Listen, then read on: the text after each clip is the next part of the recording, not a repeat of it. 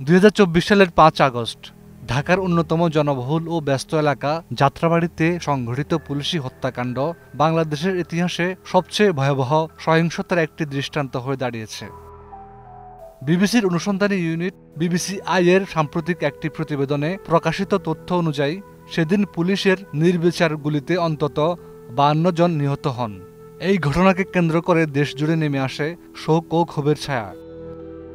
ঘটনার প্রেক্ষাপট ছিল ছাত্র ও জনতার অভ্যুত্থান। দীর্ঘদিন ধরে চলা সরকার বিরোধী আন্দোলনের চূড়ান্ত দিনে শেখ হাসিনা সরকার এক ভয়াবহ দমন পীড়নের পথ বেছে নেয়। বিবিসির অনুসন্ধানে উঠে এসেছে তৎকালীন প্রধানমন্ত্রী শেখ হাসিনা নিজেই আন্দোলনকারীদের উপর প্রাণঘাতী হামলার নির্দেশ দেন।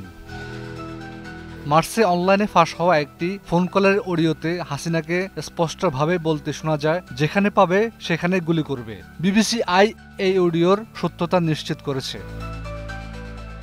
৫ আগস্ট দুপুর ২টা ৪৩ যাত্রাবাড়ী থানার সামনে আন্দোলনকারীরা অবস্থান করছিলেন। হঠাৎ সেনা সদস্যরা এলাকা ত্যাগ করেন। এরপরে থানার ভেতর থেকে পুলিশের গুলিবর্ষণ শুরু হয়। বিক্ষোভকারীদের মধ্যে থাকা মিরাজ হোসেন নামের এক শিক্ষার্থী মোবাইলে এই দৃশ্য ধারণ করছিলেন।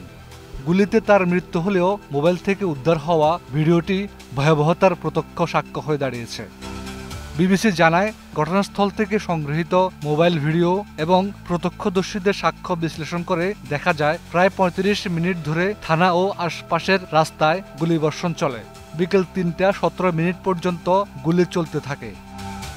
ড্রোন ফুটেজে রাস্তায় ছড়িয়ে থাকা লাশ ও আহতদের রিকশা ভ্যানে করে সরিয়ে নেয়ার চিত্র পাওয়া গেছে।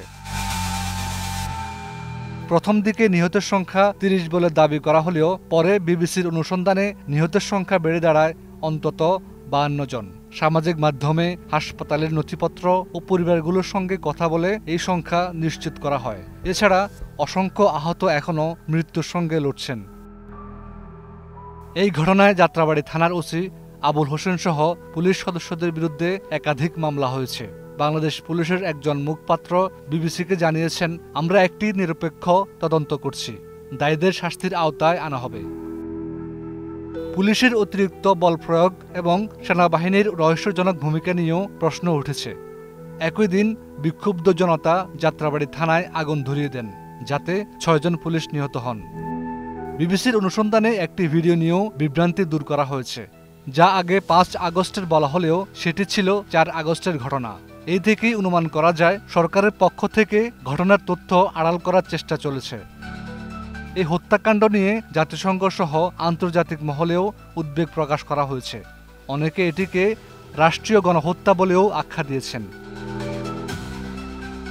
হাফিজুল্লাহ, ২১ টেলিভিশন।